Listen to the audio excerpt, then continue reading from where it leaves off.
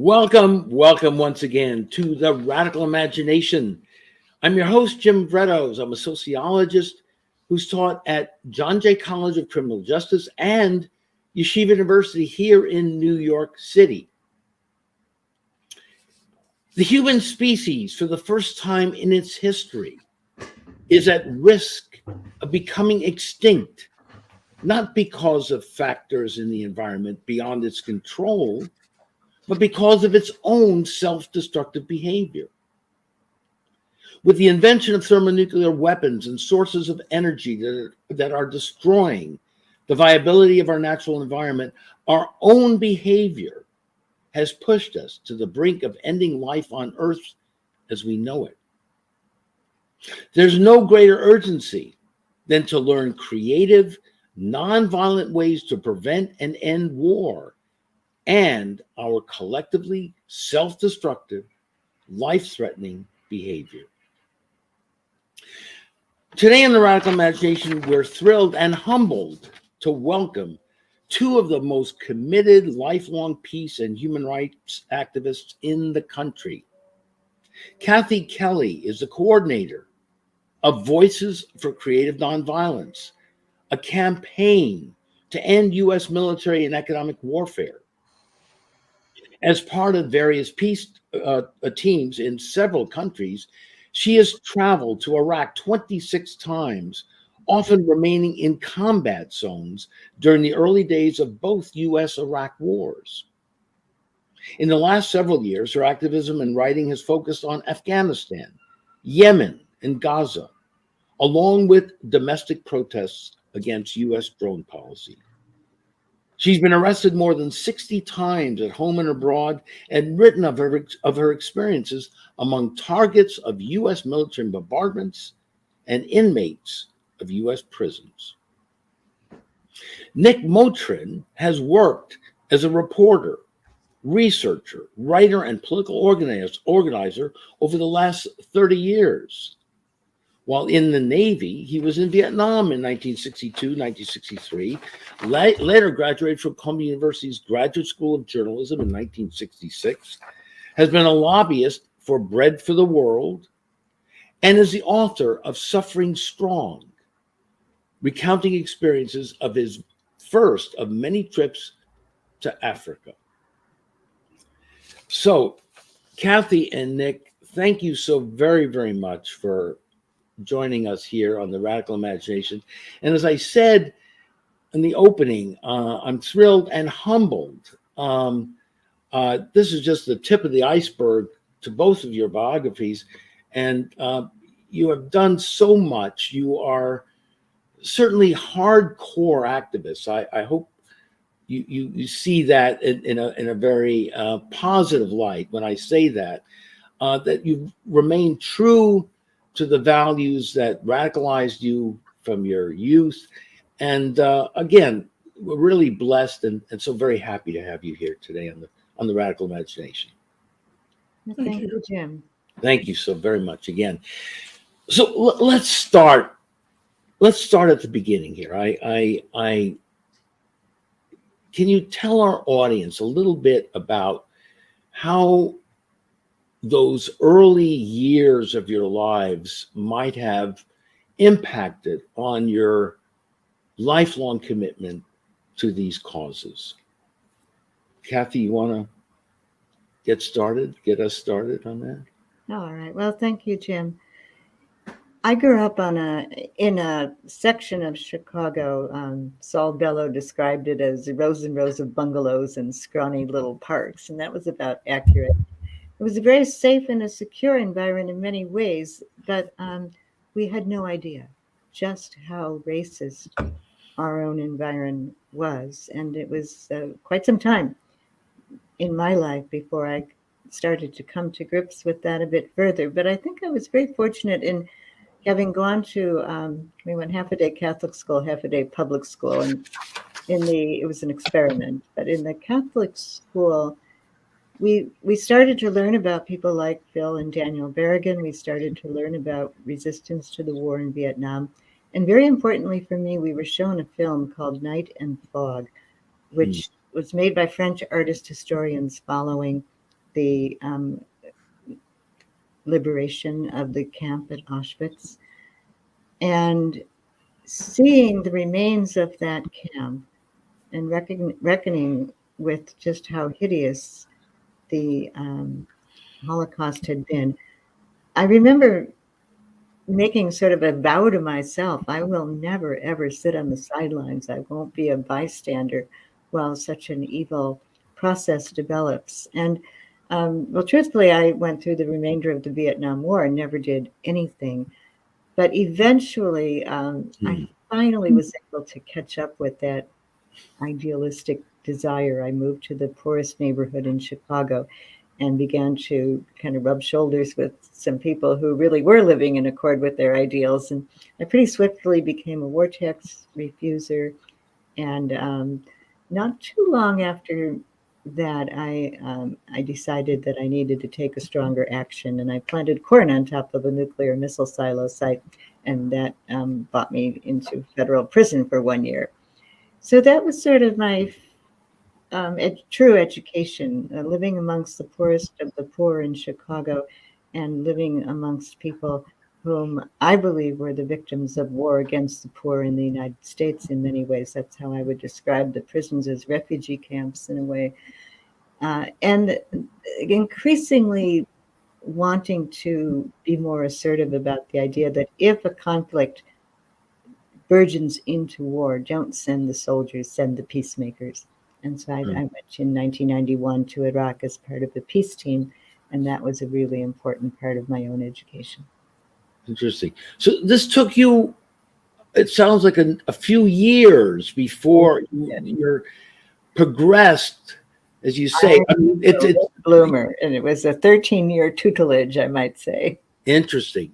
Now, Nick, I mean, you're in Vietnam, 1962 and 1963. Tell us about that. How did you end up there? What was going on? Well, I ended up there out of pure ignorance and youthful male curiosity about war that had certainly been part of my upbringing. As I was born in 1939, I experienced World War II, as you know, through listening to my parents talking about it, going to the post office to get ration stamps for gasoline, and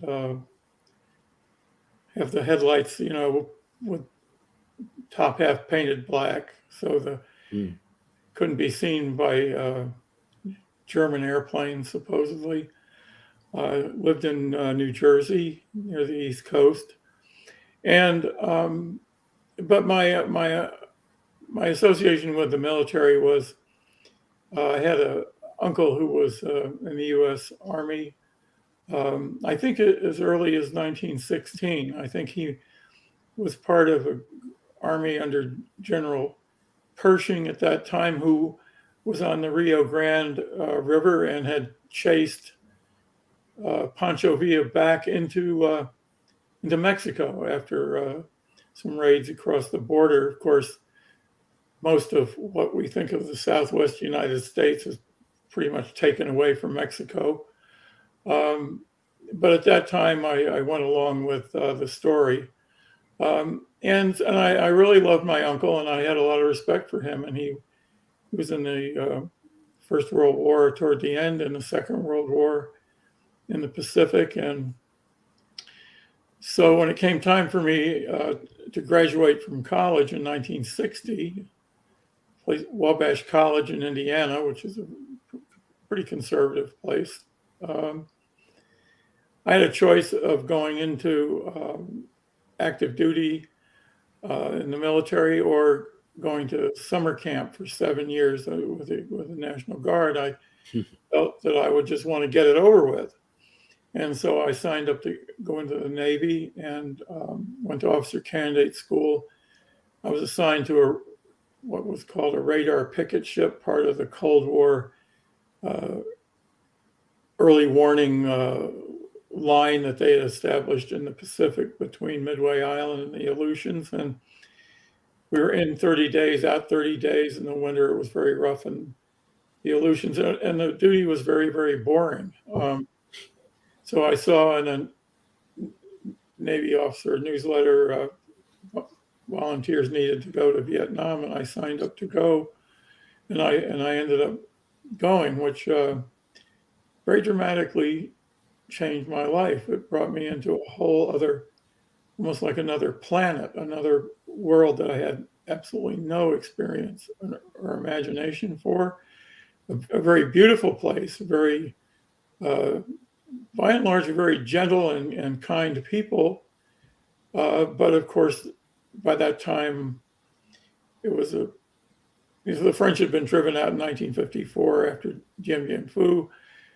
But Vietnam and Saigon were very much French, Vietnamese culture all come together in a very interesting way. If you read a book called The Quiet American by Graham Greene, you can get a flavor of what it was like even when I got there.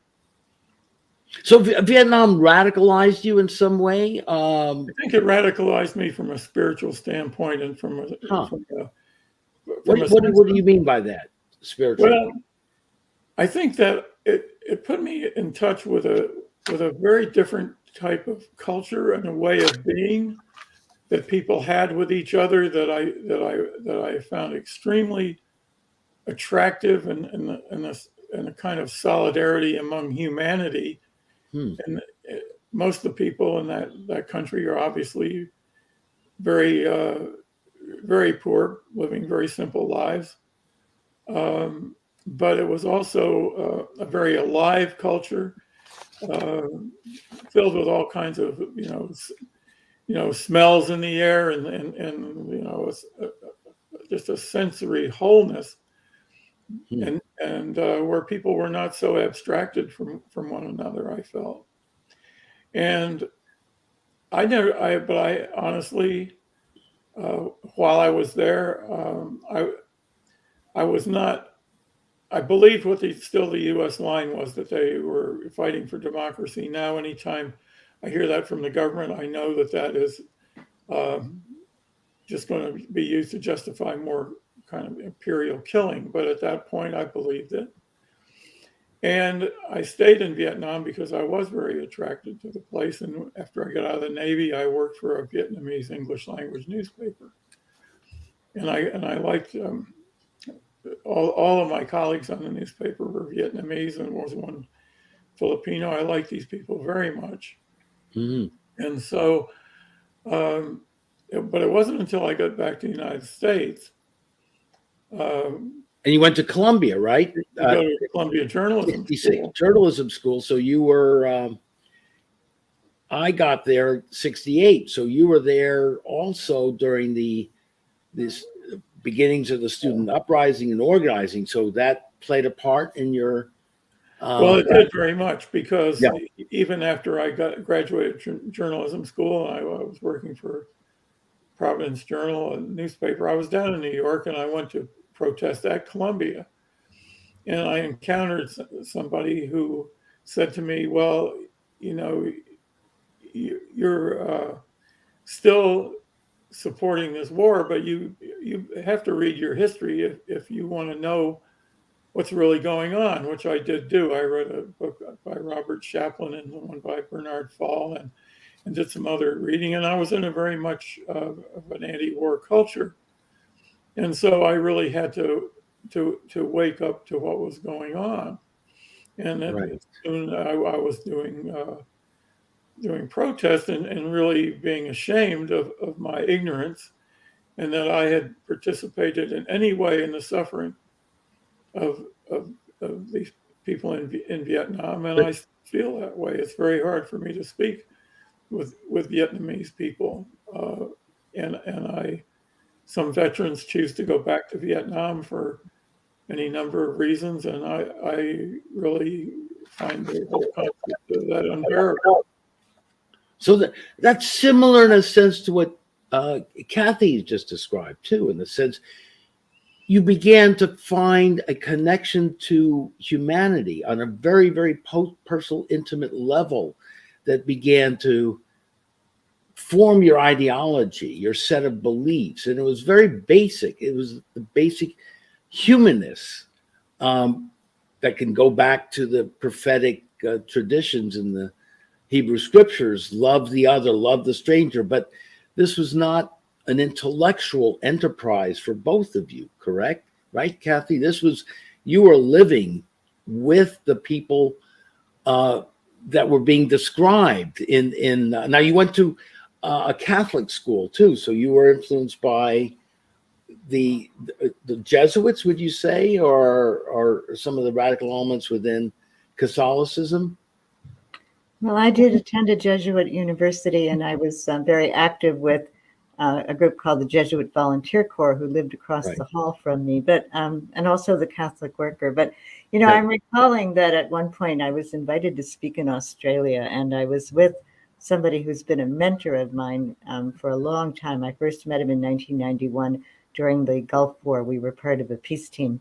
And I was asked that question, you know, how did you get going? And I said things a bit like what I said just today. And Neville, my good friend, who is now in his 90s, he interrupted me and he said, I've known you for a long time, and all that isn't what makes you tick. What happens with you is you fall in love.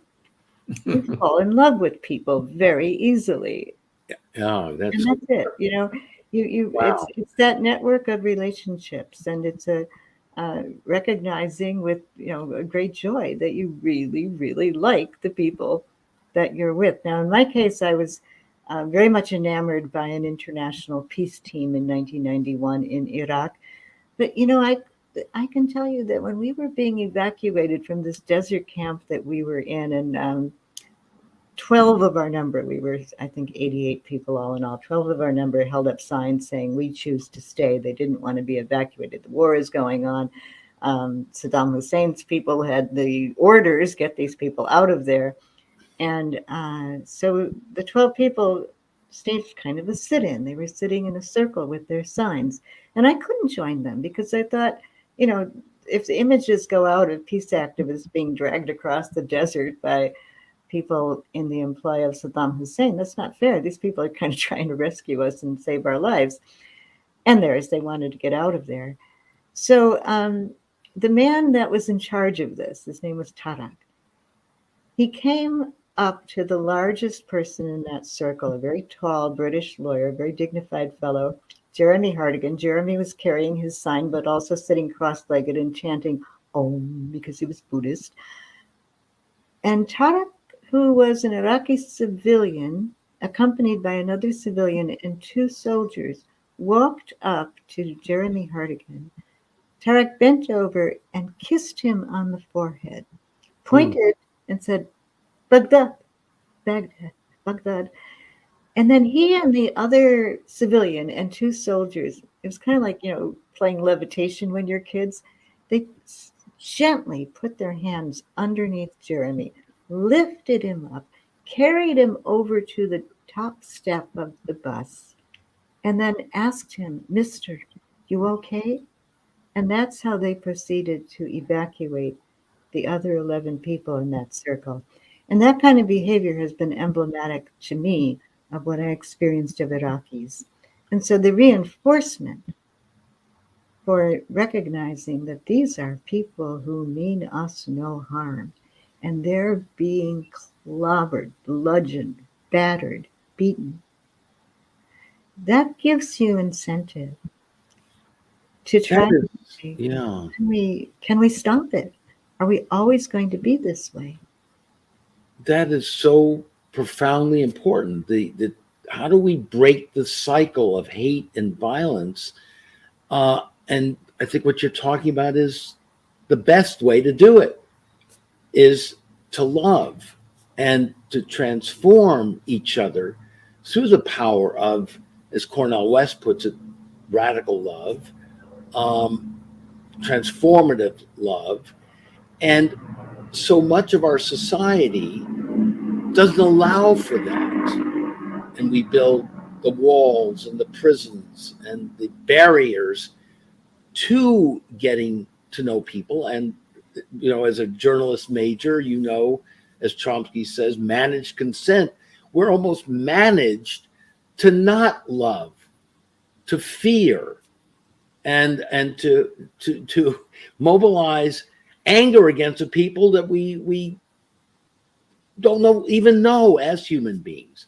And so both of you standing together with those people. Now, this is the question I want to ask here. You're trying to bridge the gap, the forced separation of humanity through love, and yet what are you met with? You're the troublemakers. You're the dissenters, the ones that are causing the trouble. You're naive, and you're so on and so. You know what I'm saying, right? So how do you overcome the fear that those in power are trying to impose on all of us to keep us fearful and hateful and so on and so on?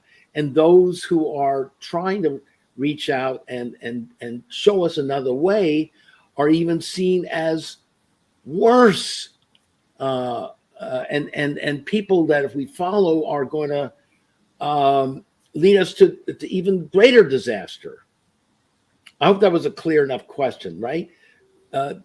So how do you deal with that? And how can we also get the younger generation, who I think so many young people feel the same way, but are stifled and are kept from really making the sort of jump that we all have made in the past. So what do you say to people and power structures that are telling us, you're missing the boat, you're distorting things, you're naive, you're creating even more danger for us? Well, Jim, I actually think that we're the realists. I mean, Right. Here we are facing ecological collapse, possible future pandemics, the proliferation of nuclear weapons. I mean, this is a time when humanity, as you said in your introduction, could be, reaching an endpoint. And so I think it's entirely realistic to say, continuing to pour our resources and our efforts into tearing one another apart, using weapons that eventually make some people fabulously rich and able to keep on promoting the weapons. That's not a realistic way to try to offer young people a chance at survival. I've been very impressed that Nick has been going to nearby universities, putting up a poster for the Merchants of Death War Crimes Tribunal and inviting students to do research with us. And I've been so impressed by the quality of the research that's already been accomplished by the young students, and the fact that, they pull off this little tab with the email address and get in touch with us and say, yeah, we'd like to work on this. So I think it's really important to try to bridge the divides between young and old, between internationals from different parts of the world. And with technology today, we can do a lot of that. Nick and I are quite involved in working toward the Merchants of Death War Crimes Tribunal in November of 2023. So we feel like it's coming up soon. Yeah. Tell us a little about that. Tell about that educative work that you're talking about. I just want to say one thing. I couldn't agree with you more. I remember as an undergraduate, University of Colorado, taking a course on the sociology of peace. And it was taught by Lise and Kenneth Boulding, who you may have known. And I can't understand, why hasn't the academic world taken that up? Because you're right. Students, young people are interested. They want to study that. Okay, sorry.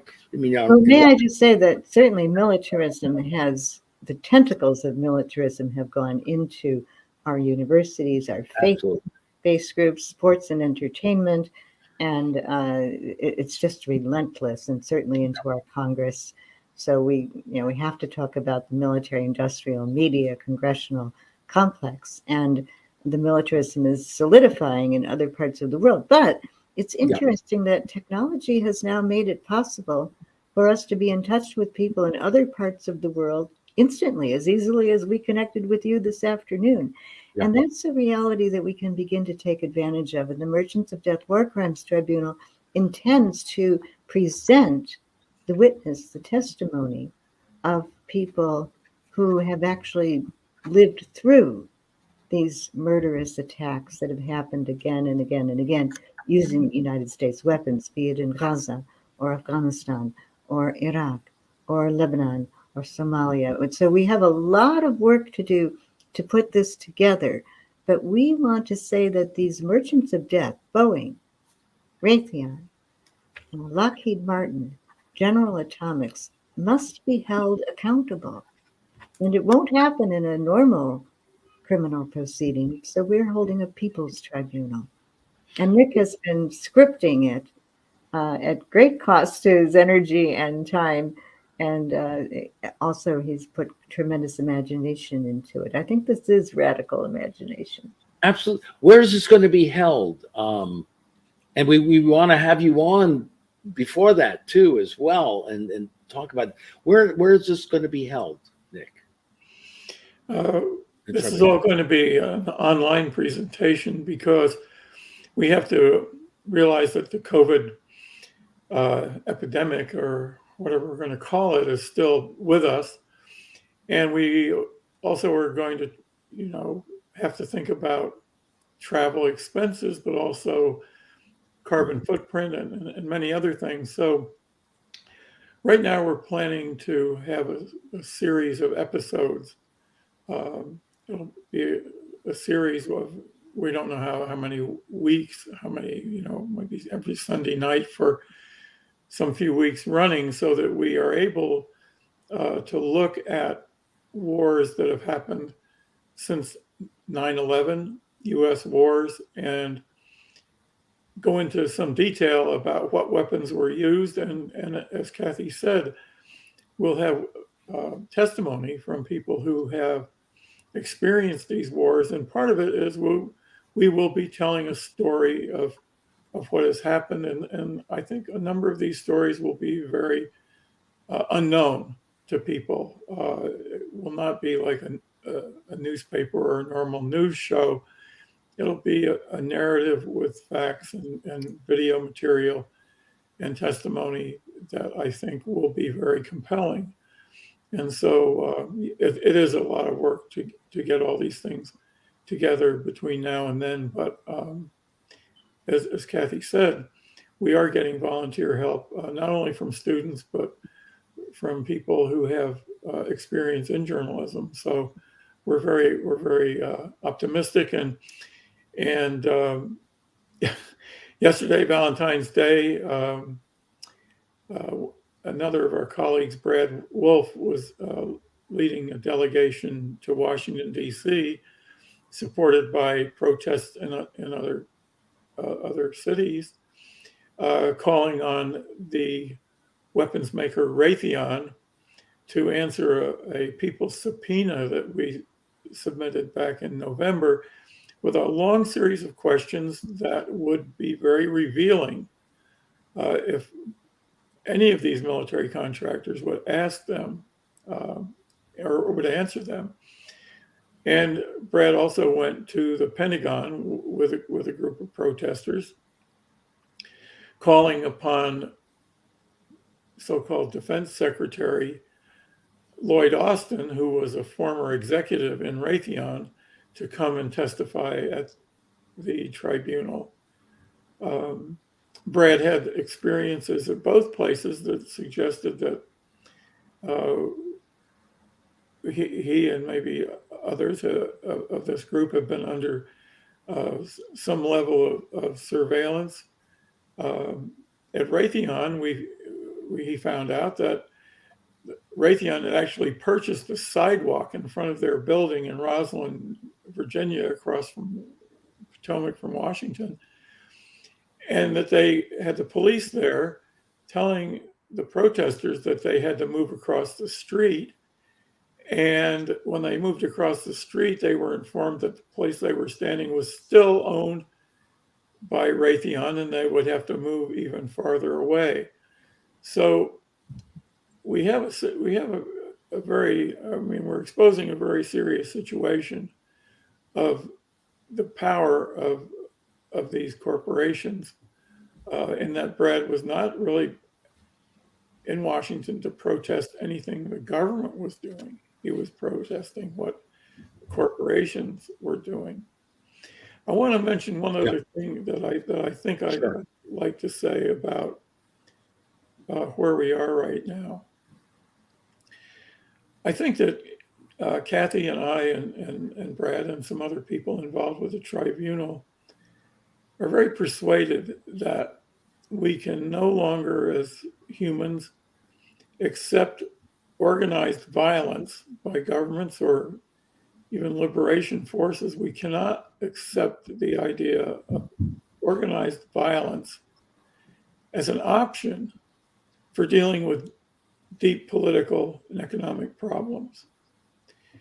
I think there are other, we've had a number of other leaders in this on whose shoulders we stand, but it's a situation where we're seeing with the Ukraine war that there are a number of people on the left who have been opposed to other U.S. wars who now feel that weapons should be shipped to Ukraine, who are now accepting of the idea that negotiations without removing weapons is going to lead somewhere. Yeah. And while we're debating this in the United States, the U.S. government is now announcing they're going to send special forces people in to help the Ukrainians, and that there's a concern about Ukrainian children being captured by not just by the Russians, not the Soviet Union, by Russia.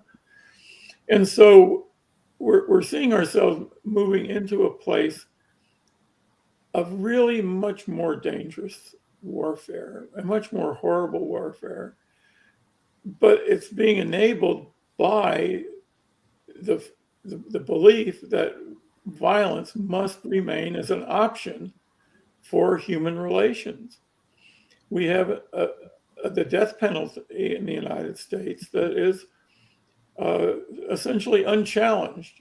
There are people who have enough insight to go to prisons and to try to prevent people from being executed. But the execution of people is viewed as an alternative for dealing with violence or crime. I'm not sure anymore what it is, except structural violence. Well, yeah. I think we also. So this is something that, for humanity, we can't accept that anymore. And I was saying to Kathy earlier that I feel that once we accept that, and once we experience it and still accept it, then our minds can't be right. We can't figure out what to do. Absolutely. It's like an epidemic. It's something that infects the mind and the spirit and demobilizes our imagination. Right. If we would reject the idea of institutionalized violence, then we have to figure out a different way of appealing to people. We have to look to other elements that have historically been used to touch people's spirits, their emotions, their imaginations. Music would be, one of them. Music has been kind of eliminated as a live force in life to go into electronic music. I mean, there are many things that once you eliminate the option of organized violence, your world is opened up to other ways of dealing and thinking about people. Couldn't agree with you more. I'd add the dimension of punishment, the idea of punishment and retribution, because it never ends. It's like, okay, we fund the Ukrainians, they will go beat up the Russians will beat them. It's never ending. And again, the work that I've been doing with my colleague James Gilligan, who oversaw the Massachusetts uh, prison system for 20 years, several years ago, in which this was facilities in which the most violent of people were finding their way into, and largely because of structural violence that they experienced on the outside. But education made all the difference in the world. Gilligan reduced the level of violence in the prison system to zero, right?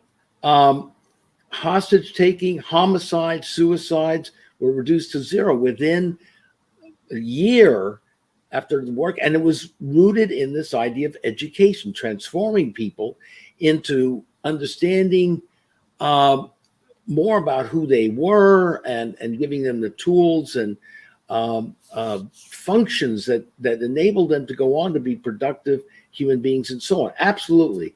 I'm just wondering also about this notion of restorative justice and truth and reconciliation. Is that also hooked up with your war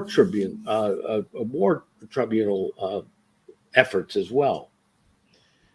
Yeah, I would say that I give a lot of thought to that when we started out on this, because the more I find out about what we didn't know about what was going on, makes it so that there's a sense of, we can look at the past now and we can understand a lot that we didn't know, and how we misunderstood, how we were manipulated, who did really outrageous, horrible things that we did not really fully know about.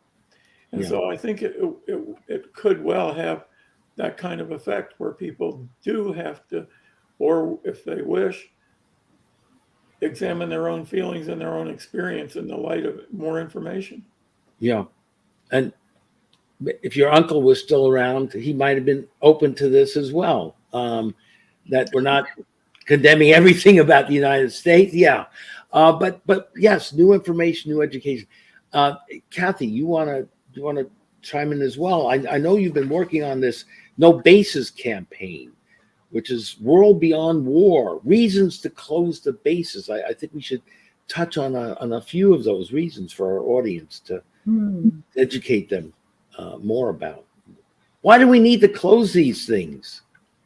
Well, I suppose we should ask ourselves, why do we think we have the right to control other people's precious and irreplaceable resources? And many times those bases are, all 800 of them or so, they are located in places that are kind of choke points for controlling the flow of resources. And of course, now as the United States is saying that we must demonize China and see China as the enemy, we find that the United States is insisting to the Philippines, you better accept 4 more bases being reopened in the Philippines. They're insisting that Japan become a much more militarized country. They're insisting that there be continued militarization of Okinawa. So why would we claim that we're defending ourselves in this way, when in fact Admiral Charles Wishart said that in the event of a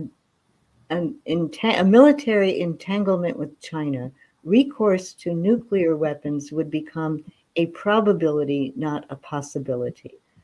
The way we would really defend ourselves is if we converted those bases to be places to welcome and receive refugees. Now, maybe that sounds tremendously naive, but with climate catastrophes, with ongoing wars, there will be burgeoning numbers of refugees, people desperate. We'll open up the bases and make them places where these people can find refuge and not be stigmatized, and be enabled to move on to have decent and productive lives. What about using the military ingenuity and technological prowess to begin to develop solar and wind energy, and retrograde the housing stock and do the kinds of things that are so necessary at this time, and call that I didn't watch the Super Bowl, but people told me that there was quite a heavy emphasis on militarism throughout the commercials and in the initial preparation for the battle of those two teams. And you can just about any day now open up the New York Times and you'll see a full 2-page spread on the war between Russia and Ukraine. And in the nightly news, it's just 24/7. And, I think to myself, in the 20 years that the United States was at war against Afghanistan, and I was in and out of Afghanistan about 30 times during the last 10 of those years, you rarely saw a report about Afghanistan. The United States is still arming Saudi Arabia, and they are still making war against Yemen and surrounding Yemen with a terrible blockade. There's not one whisper about that in the mainstream media. There's terrible war going on in the Democratic Republic of the Congo. Now, there's very little mention, and at some point, isn't that racism? Isn't it a way of saying, well, those are the poor people. Those are the people whose lives don't matter. So if we were to make the poorest of the poor our number one priority, I actually think that would be a realistic way to move forward that would be salvific for the entire planet. Certainly not naive, but realistic. And Reverend Barber and the Poor People's Campaign is enough. Now, what happened? Going back to journalism school here, 1966. Why aren't we learning this in journalism school? Why aren't the students that are coming out prepared and ready to do that, to exhibit and narrate, give this other narrative? Well, I'll just say quickly, jobs. Jobs, right. Yeah. Nick? Yeah. Well, I think that you probably could answer that too, right? Yes. Jim, Yes.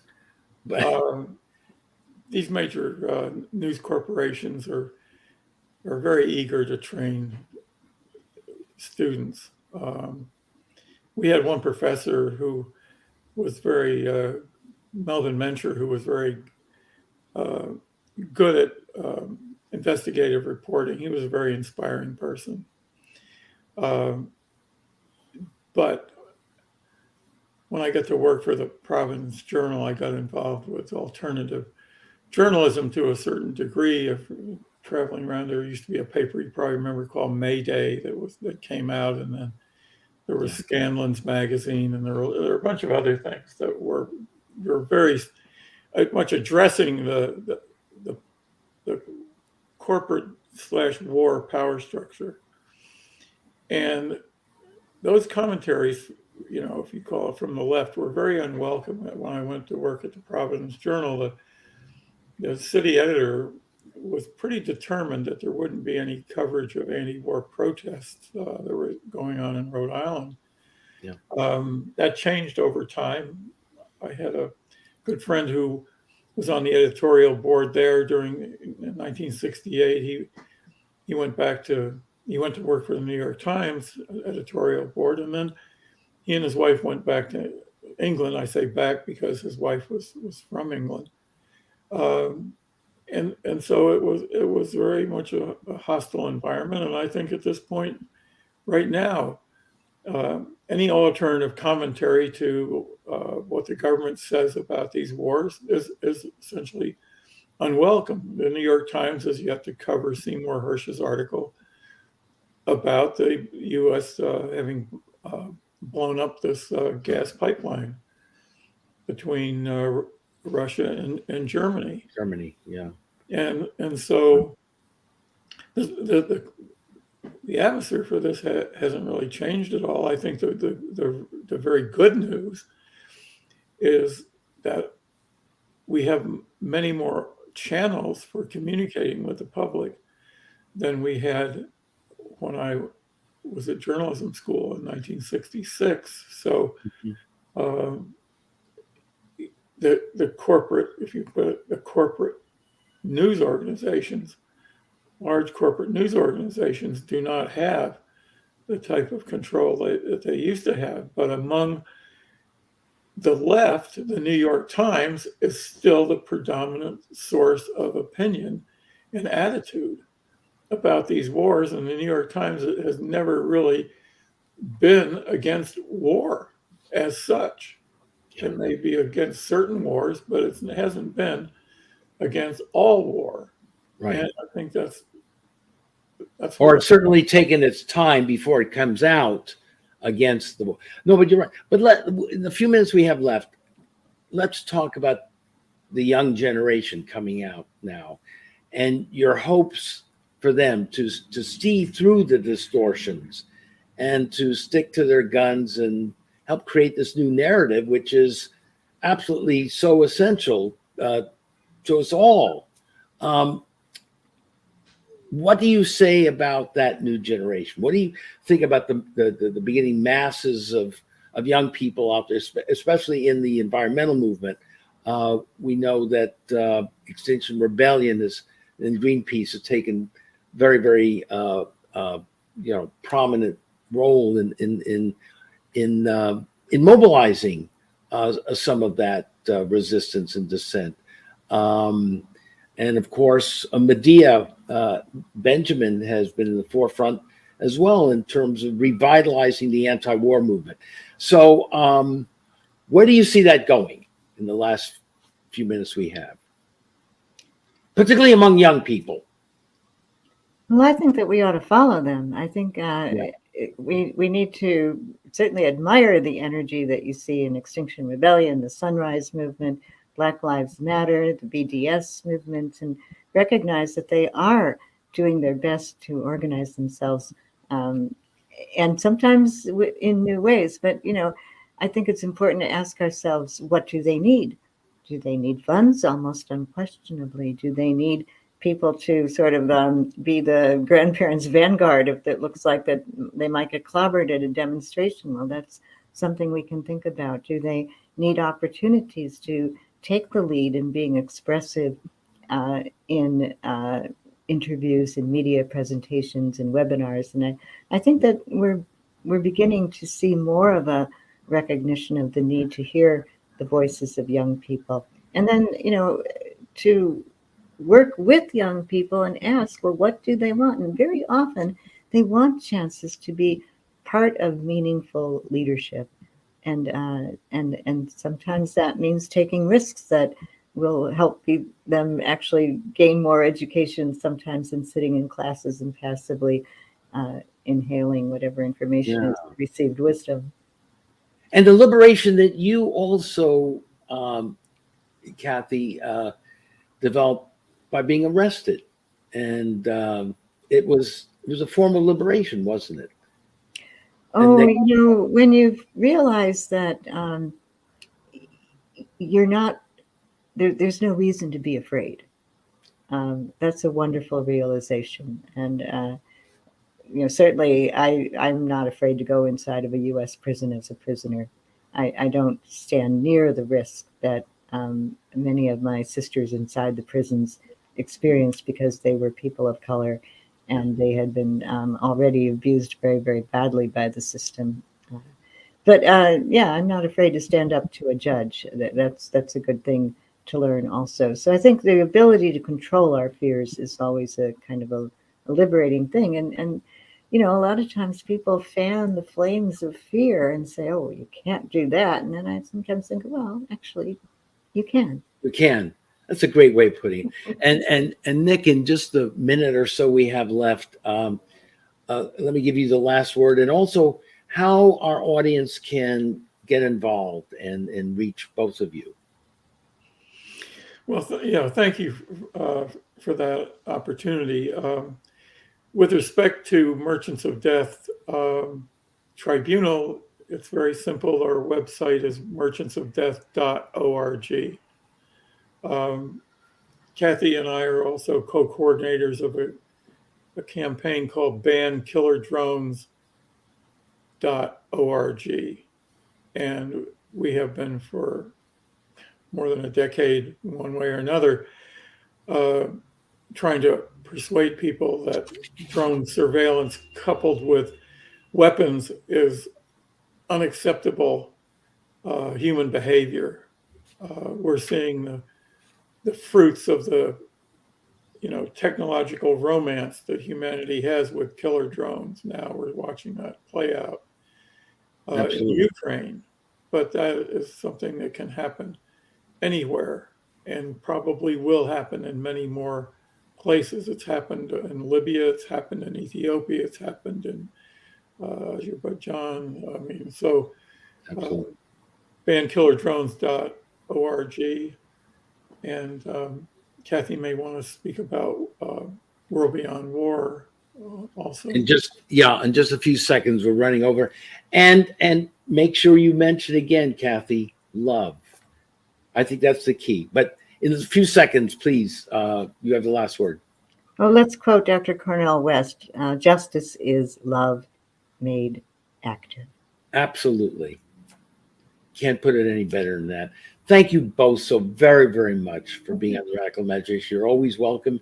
We support what you're doing, and we'll have you on as again, and we'll talk more about your efforts as November approaches. So bless you. Radical love to us all. Thank you so very much. And this is Jim Vrettos thanking you very much for watching us this week on the Radical Imagination. We'll see you again next week on the Radical Imagination.